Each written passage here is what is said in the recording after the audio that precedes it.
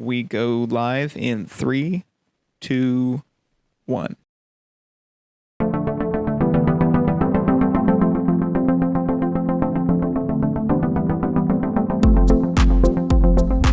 Hey guys, this is the Will and Cody show. We appreciate you guys listening. We're actually going to do things just a little bit different this time. We've got a topic we really want to kind of hit home, and we think it's going to take a little bit longer than just one episode. So we're probably going to do it 2 parts, maybe even 3. We'll just see how far we go. But it's kind of about teaching your kids about personal finances. And it might be a little weird seeing that Will and I don't have kids. But it's such an important topic to us, just knowing and understanding personal finance at an early age. I mean, we were taught fairly young.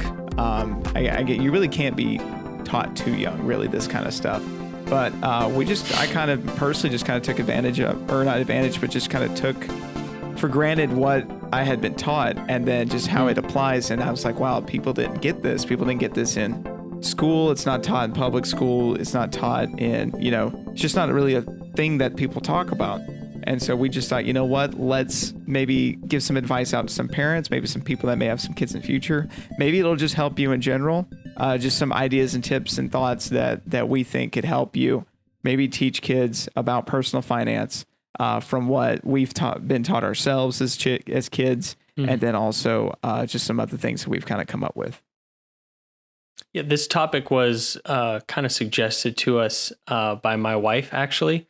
So I was asking her, what would be helpful topics for us to cover on the podcast? And so even though Cody and I aren't parents and we don't have kids, we still thought it'd be at least helpful for us to give suggestions to parents on maybe some ideas, and we can kind of help you brainstorm a little bit on ways that you can go about teaching your kids about money, or if nothing else, just encouraging you on the importance of it and kind of some key principles that you can use with that. And I think, one of the things that makes this so important in what you said, Cody, is that this stuff isn't stuff that's being taught in most schools. I know some, maybe like private schools may have a little bit on, personal finance, but it isn't covered enough in a lot of our school systems. And so what we would say is that would need to be supplemented then by the parents. And so hopefully if you're going along this journey yourself of learning more about personal finance, or maybe you've been doing it for a while, it just encouraging you're going to need to be the one to train your kids in that.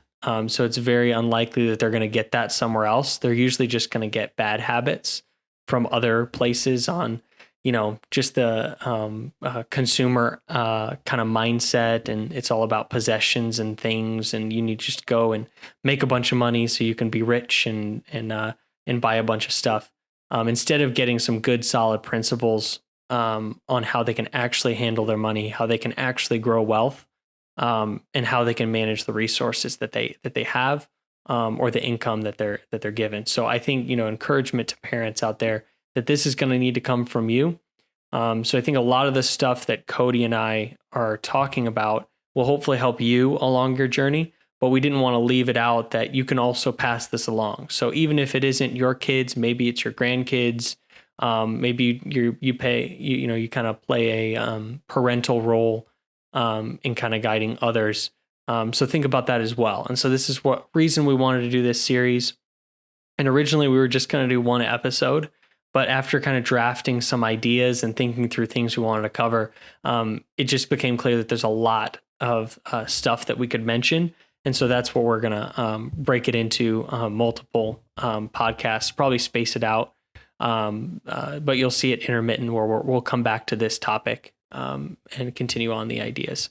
So Cody, the first thing that we wanted to cover, I didn't know if you had any additional thoughts on why is it so important to teach kids about personal finance or how to manage their money.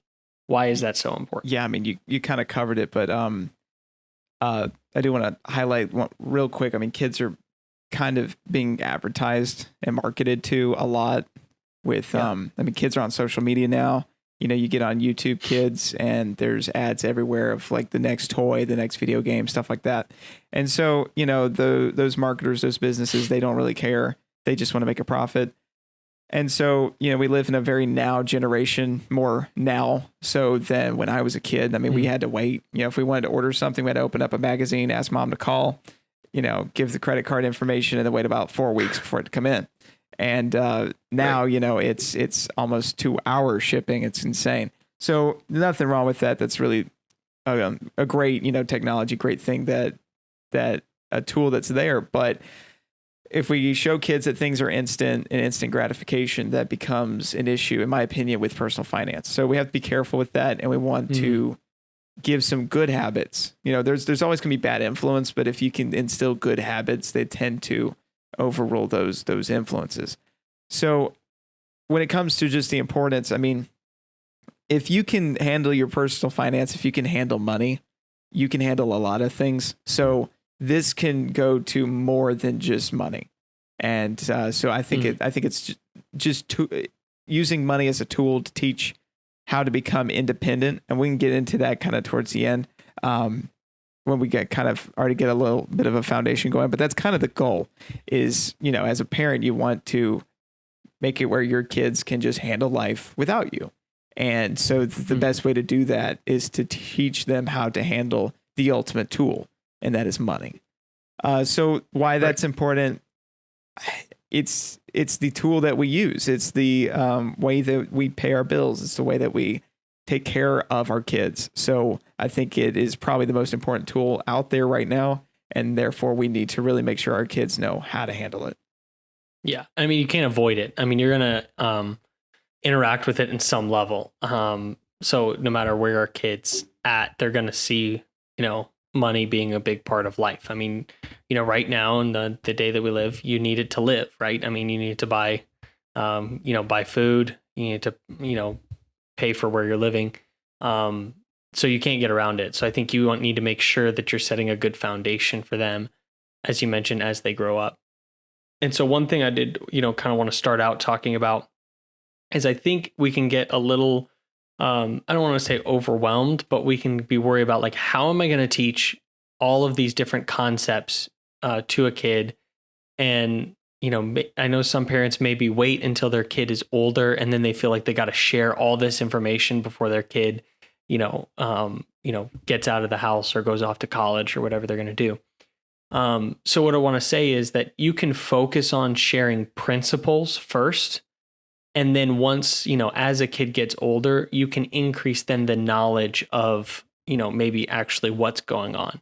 So there's a lot of cases where, you don't have to teach, you don't have to sit a kid down and say, okay, here's what opportunity cost is. And like a kid's not going to care. But depending on the age level of the kid, you could teach a principle about opportunity cost. And so I think being creative and thinking of ways to implement those principles can help a kid then later of like, oh, when they learn about what opportunity cost is, oh, I've been doing this for, a while. Yeah, it's just, you can do one or the other, it's simple options like that, that you can train kids. So I think start at the principle level that you want them to learn. And then as they get older, you can increase that complexity, you can add more elements to it, and you can dive deeper into each topic. So you don't have to feel like you have to wait until, a kid's about, in high school, or, getting into college. And then you have to teach them then. I think you could get started much earlier. Once a kid, can really start understanding the basic principles. And so I'd say you can get started then and then slowly build upon it as they get older. It's kind of your regular training that they're going through, or your regular instruction of them. Right. Think of it like, you don't teach algebra to 5-year-olds, but you do teach them what 2 + 2 means. So you got to get those, those building blocks at small foundation and kind of grow from there. So I think if the parents have an understanding, or the guardian or whoever it is teaching, have a good understanding of finance, then it'll be easier to, break it down into more simpler topics like, just the idea of working or doing something and then getting a reward, kind of that transaction where, you do something that benefits someone else or is helpful, but then there's this ticket of appreciation, whatever that is. I think that's the building block of all trade. And so that's basically what money is. I've heard that money is just certificates of appreciation with presidents' faces on them. And if you think of it that way, then you can break it down in a way that maybe the kids can understand that. It's like, hey, if you do this for me, I get you this little Lego set or something like that. It's like, they understand what that means. I did something, I get something out of it. And, it's a good, punishing tool too, but we're not going to talk about that. But as far as money, right, if you can slowly show, okay, now that can be bought, traded with this piece of paper. And so, that kind of building block is what you have to be thinking. So I think it's very important that the parents or whoever it is teaching has a decent understanding of personal finance before trying to teach this stuff, because I think one of the major problems is we don't teach our kids personal finance because we don't get it ourselves. And, that's, and we should be teaching it in schools, in my opinion, but it might be hard to find some people that actually know what they're doing and to teach it. So, there's a big problem in America of people just not handling money correctly. I mean, there's crazy statistics out there. So definitely understand this stuff yourself first. And we've got so many resources for that. If you have any questions, you can reach out and ask us. But let's get into the topic of work for reward. I mean, that's basically what a job is, right? We put in some hours, we do some stuff, whatever that talent is, that trade that we've learned, we get in a reward, which is our paycheck. And of course there's taxes, but we can get into that later. One thing my dad used to do is if we did something, maybe we were, we behaved well or something like that. He'd say, hey, we'll go get an ice cream after church or something like that. And so he would buy us all like an ice cream cone. But then because we'd be in the drive-thru, and so he's the first one to see that ice cream cone. And he would, I'm sure your dad did this too, but I mean, he would take the biggest bite. And it wasn't a lick. I mean, he took the curly part of the Dairy Queen cone and it was gone, like half of it. And he's like, that's your taxes. Yeah. And so, dad tax. You pay your tax before you get paid. So, that's a pretty good tool there. I did that to my brother. He didn't appreciate that. He fought back. But anyway. Yeah. That idea of work for reward. I think that's the major, building block there. Yeah, I think that could be one thing you could start out with. I think it's something, basic. I think to an extent, teaching them this thing, trying to instill that hard work does pay off, or at least incentivizing the relationship between doing work and then receiving a reward instead of, I'm trying to think how to phrase this. But one thing that I think would be helpful, let's say a kid wants something, so wants to get a toy, or buy a game or something like that. I think it could be helpful to start with the connection instead of, I'm going to ask for this game or whatever. Instead, giving an opportunity to do something to earn the money to then pay for that game, so that then they connect. I want something. What work can I do? Or what way can I get the money to get this thing, rather than just every time I'm going to ask somebody for it or hope it just gets given to me. Does that make sense? Yeah. I don't know if I'm explaining that well enough, but I think it's, instead of kids having a mindset of, and for a time, you want to be generous with your kids. I'm not saying you make your kids work for everything, but at least to some extent, give them the principle of like, all right, if you want something extra, like, an extra game or an extra toy, it might be something where you could work or, do some different chores or, whatever you want to do around the house. Or later on, I think it's one topic that we maybe are going to cover later, but even starting to get a little entrepreneurial with, all right, you like doing this, could you make some money doing this as well? And trying to get them to see those opportunities in everyday life. So then it's like, oh, I want that thing. What work can I do, or what idea can I create to be able to get that thing, rather than just sitting and hoping that it, falls in their lap. Kind of getting kids to realize that relationship of, oh, if I work hard, okay, then this is the reward that I can earn. And so, I think you can start tying that at an early age, and then building upon it later to where it's like, oh, I want to do stuff, I want to live, so I guess I need a job. because that's eventually the thing, right? I mean, unless you're going to be self-sufficient, it's all right. There's things I want to do. I want to live somewhere. I want to buy groceries. So I need to work right now, or you need to come up with some way to either, get those things, get those resources you need, or, I'm not saying it's necessarily a job if you want to start a business, things like that, but there's got to be something you need to do to get those things. So I think teaching them that principle early could be a very, simple one to start with. Yeah. I mean, super early age too. I mean, you could do those kinds of transactions, with a 2 or 3 year old, and they'll get it. And, the older that they'll get, the more complex it can be. Maybe you can do a little bit more work. It's like, hey, let's go rake some leaves. Let's go pull up some weeds. We did that a lot when I was a kid. And, if there's something they really want, let's say like, it's not Christmas yet. It's a couple months from Christmas. And they really want something. Have an open mind about them asking them, hey, what do you want to do? Like, what's something you could do? Ask them a question. What's something you could do to earn that? And let them negotiate a little bit. Let them say, well, hey, I could do these things. And you could say, is that really worth it?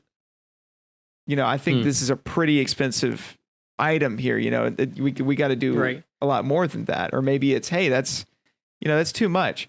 They need to eventually start learning the value of things. And that's something that's very difficult to understand. There's entire, there's degrees in this stuff of learning what things are worth. And but that idea of, hey, what is it worth to mom and dad? What is it worth to, just in general? Hey, understanding like why this is an expensive toy, why I may have to wait for it, why I may have to put in 2 weeks of work instead of 1 week, stuff like that. Definitely start incorporating that. You can still incorporate that at a pretty young age. I would say probably 4 or 5 at least. So it's something to definitely think about. It's kind of, nothing wrong with negotiating, don't argue with mom and dad. But there's nothing wrong with a little bit of, hey, why not I do this? Hey, why don't I throw this in there? Hey, why don't I trade a toy that I already have or try to, give it away or give it to somebody else? So some stuff like that I think would be a good thing to keep in mind. Yeah. I mean, a little bit of that is just problem solving, right? I mean, teaching your kids how to evaluate something and come up with solutions. Like that can translate to so many other things of, later on, it's just, okay, instead of just settling that, okay, I guess I can't, do that thing. It's like, okay, think about it. What way can you do it? And so I think that can really help later, instead of just accepting how things are, teaching them to think critically and just, okay, how do I make it work with what I have and what can I do? I will say, just thinking about, this principle, like just growing up, I don't remember a lot of my parents just, if we wanted something, they were very generous with us. Obviously, we didn't need, we didn't lack anything, but they were very generous on like birthdays and Christmas, getting us stuff that we wanted. But I don't remember a lot of other times where that occurred. Usually it was, okay, you got the birthday and Christmas stuff. And then if you wanted, if you were looking at something else, throughout the year, it was, okay, what are you going to do to get that thing? Or are you going to wait for the next birthday or Christmas? And then possibly get it then. But it wasn't, it was incentivizing us to think of our own, solutions. And so, if it was doing extra work or, as you mentioned, maybe selling, I remember doing that a lot, like yard sales. Whenever we'd have a yard sale, I'd have the opportunity to sell some of my stuff, and then I could use that to go buy, more stuff that I wanted. So, there's a lot of simple things I think you could start out, doing with that.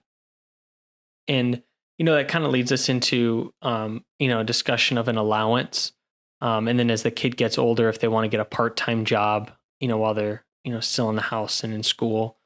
And I know, everyone has their own kind of principles with this. So I won't nail down like, this is how you need to do an allowance, because obviously I don't have kids. So this is just a recommendation.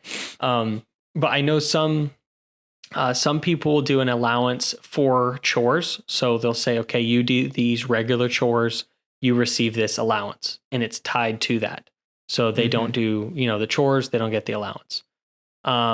And I also know other people that say, well, I just want my kids to do chores because they live in the house we do a lot for them, it's the least, expected thing. So I know some people that the chores that they do are just because they live there, just because you're living in the house, you do chores to stay there. But the allowance is just kind of a learning tool to give them a little bit of money to, buy things that they maybe want. So either way you want to go, those are two options, for allowances.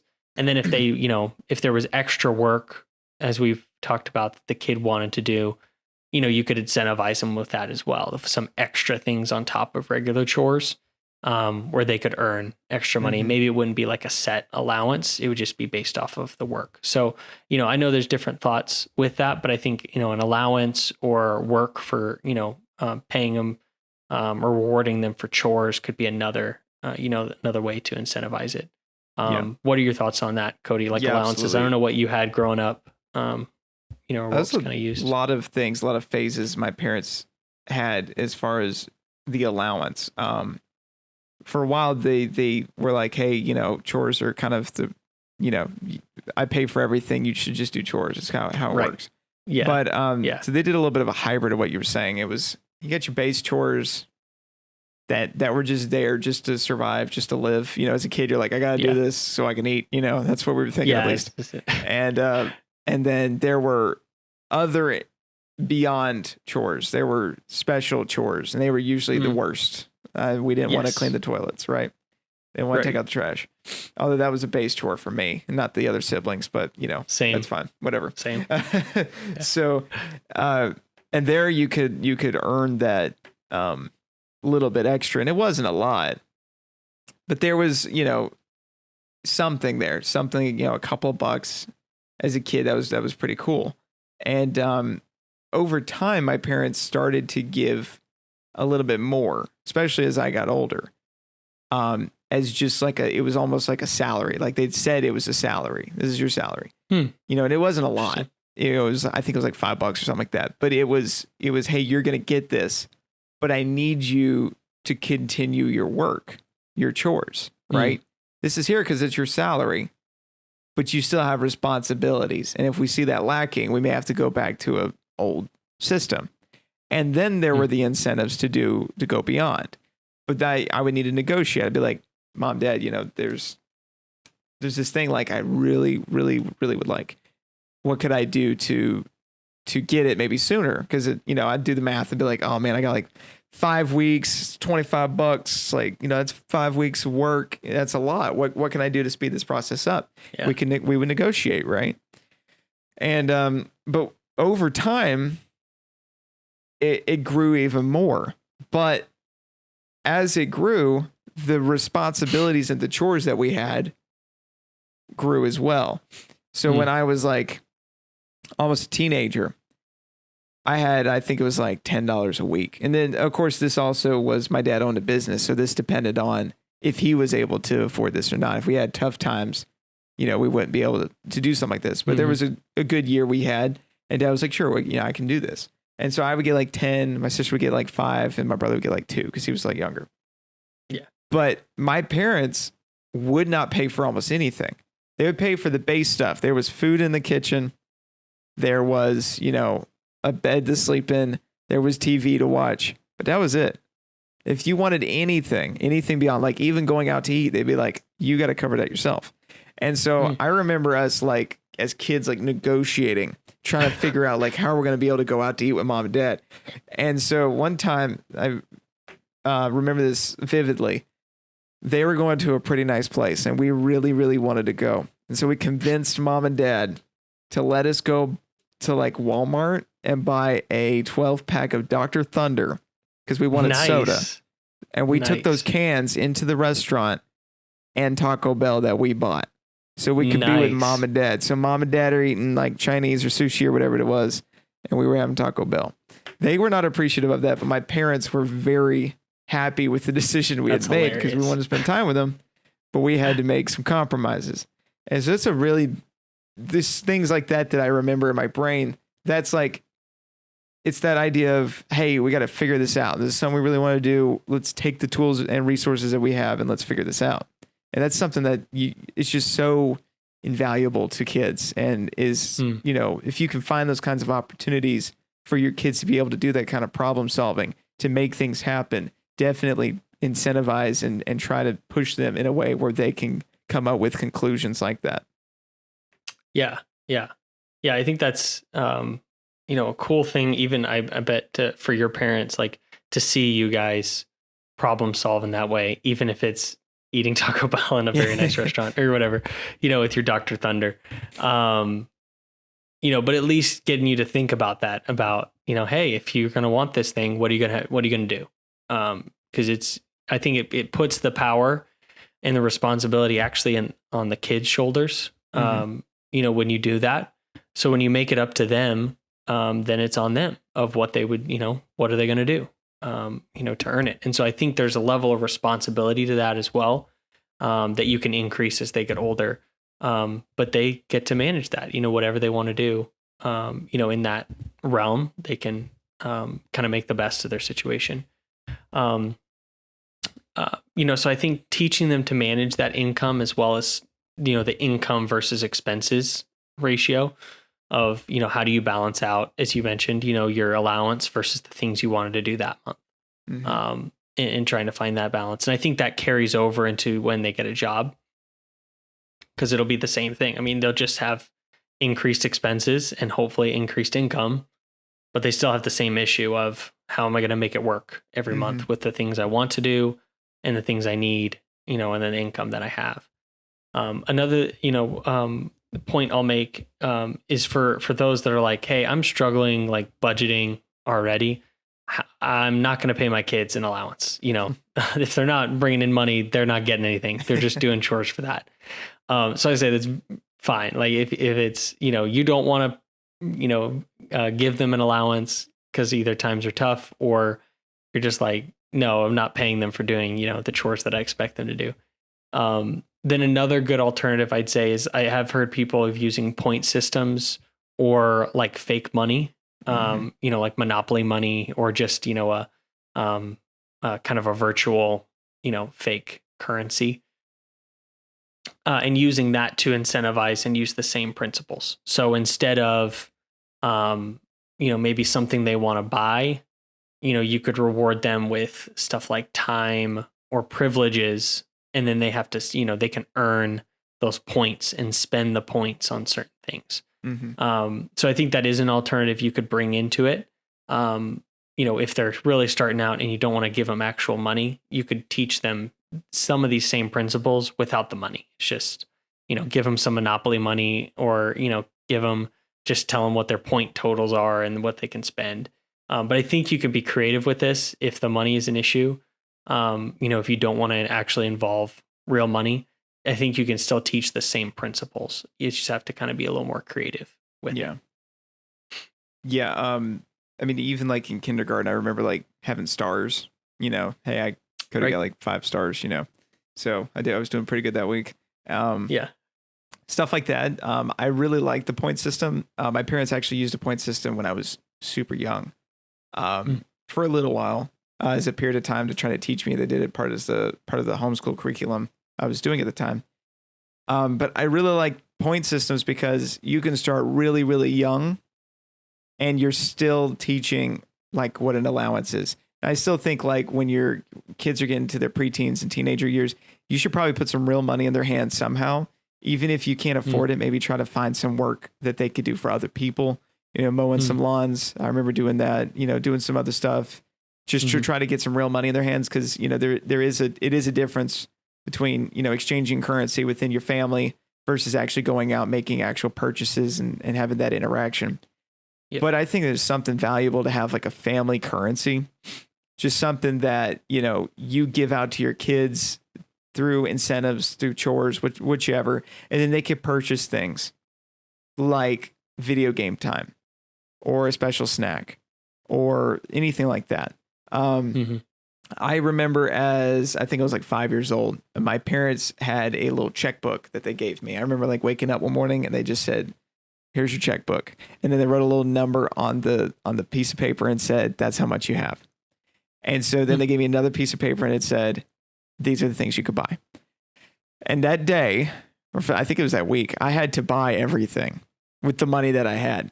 And so I'm like, dude, like I could buy like a couple hours of video games, but then I was like, oh, but I want breakfast and there's Eggos, you know? And then I'm like doing the math in my head as a kid. And it's like, this is the first time I've had to like make hard decisions. I mean, I got the math numbers going everywhere. Right. So I remember that. And I would have to write the check, give it to mom. That was actually the first time I ever learned how to write a check. And I actually still remember how to, even though I don't do it a lot. And we'd give it to mom, and mom would be like, okay, sounds good. And then the transaction would happen. Here's your 30 minutes of TV. Here's your, whatever. And so that was a really cool thing because I'd still get, regular dinner, regular breakfast. You weren't going to let me starve. But if I wanted something special, I had to write the check. And so that's something that I think families could do. I think there's apps that let you do stuff like that. If not, go get some Monopoly money or go create your own family currency. Go put your faces on it. It's like the $20 has got dad, the $10 got mom on it. Something like that. Make it fun and make it something that the parents also get involved with. I think that would be important for the kids. And so that's something you could do at a young age. I think if we were accurate, the dad would probably be the $1 bill and the mom would be like 100. I think if we're accurate in the value. As far as value of the family. Value of the family. But yeah, I think that's a good idea of like, you could make it a fun family thing. And then I think definitely as a kid gets older, you want to bring in the real currency. Cause I think that the things that they'll be interacting with, will be like, as a kid starts driving, they're going to have to pay for gas. So it's kind of hard to say, all right, here's your points for the day. It's like, no, I need to pay for gas. Walks into QT and it's like, what do you mean? I got 30 dad bucks. Yeah. So it's like, that's not going to fly. So I think, for those early stages though, if you don't want to bring money into it, that's a really good option. And as you mentioned, I think there's apps out there. You could use Monopoly money. You could create your own just with some paper.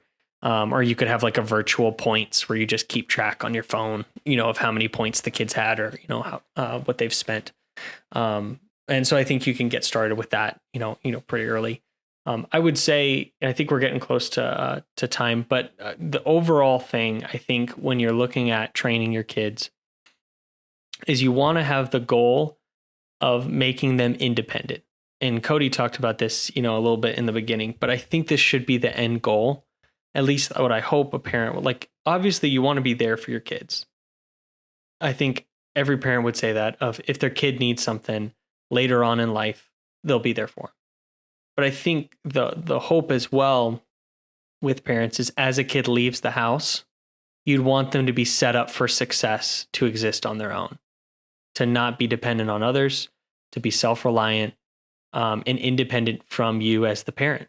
I think, not that there's, anything wrong if people want to still, rely on their parents for things. And if you need to do what you need to live. But I do know some that they make enough they shouldn't have to still be having their parents pay for a lot of their stuff. Right. I'm just going to be frank with that. Yeah. If you need to move back in with your parents, do it. I'm not discouraging that in any way. I'm just saying, I know plenty of people that have high paying jobs and then go buy Coachella tickets for, $500 or whatever, but yet their parents are paying for their phone plan and, for a bunch of other stuff. Just calling it like I see it. And I have seen people who do that.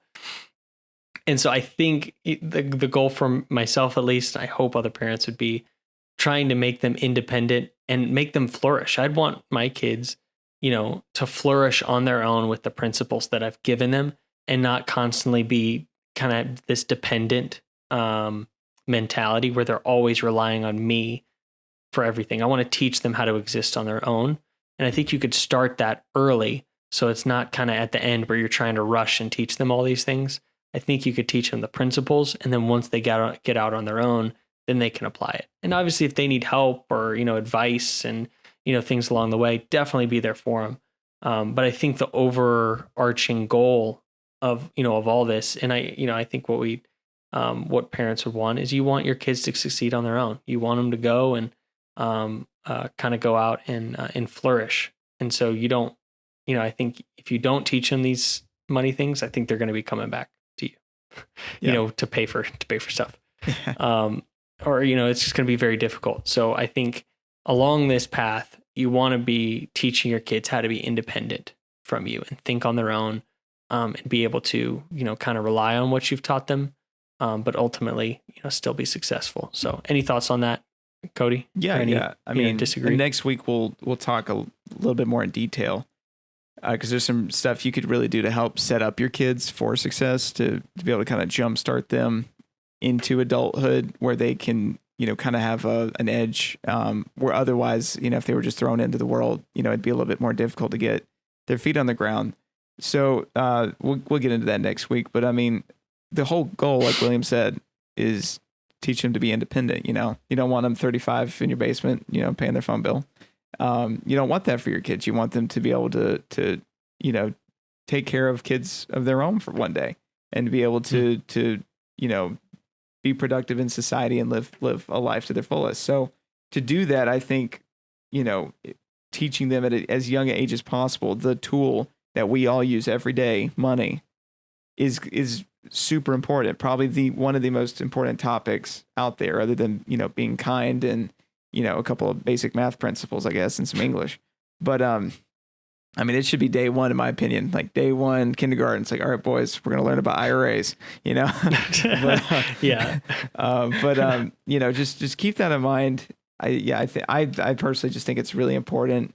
Definitely some topics to consider giving your kids at an early age. And next week we'll get a little bit more about, how you can help them set up, maybe, bringing in that money for those older age kids, as those teenagers, how they can, use that to get ahead. We can talk about 529 plans a little bit if you want to. Just all these kinds of things. Maybe how you can teach them investing, stuff like that. But yeah, guys, I mean, just teaching them to be independent, I think it's a super important thing. Any last thoughts, Will? Yeah, I was going to say one quick thing. As we're talking about teaching kids about money, and we are like a finance-based podcast here.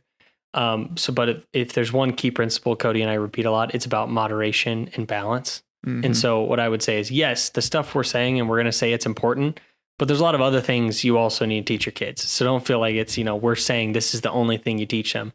We're just saying, hey, it's an important part of the overall package of what you're teaching your kids.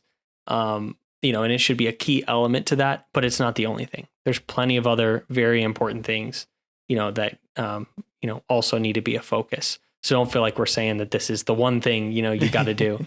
There's a lot of other things, like, as you mentioned, kindness, respect, things like that. Those need to be implemented as well. It's not just you teach them money and they're good. I think there's a lot of character things as well that go with that development. So all in balance, all in moderation of what all you're doing. But definitely, I think if it's not a part, it should be of, you training your kids. Absolutely. Kind of teaching them. Right before we wrap up, I mean, one thing to keep in mind is, though, you want to teach them that money is a tool. You don't want to teach your kids a love of money. We all know the phrase, love money is the root of all evil, and that's 100% true. And money will just make you more of what you already are. So you want to make your kids wise with tools, wise with, and they need to just see money as a tool, as something that helps them benefit others, benefit themselves, benefit their family, to help them achieve their goals. That's ultimately what money is. We need to keep that mindset as we teach them that. Yep. Yeah. So, but anyway, guys, we'll get into it next week a little bit more in part 2. Get a little bit more detail. But if you guys have any questions, visit our website, www.willandcody.com. We'll answer your questions there, maybe on the podcast, or we'll answer them directly. But anyway, guys, we'll see you next week on part 2. Hope you guys have a good week. See you guys.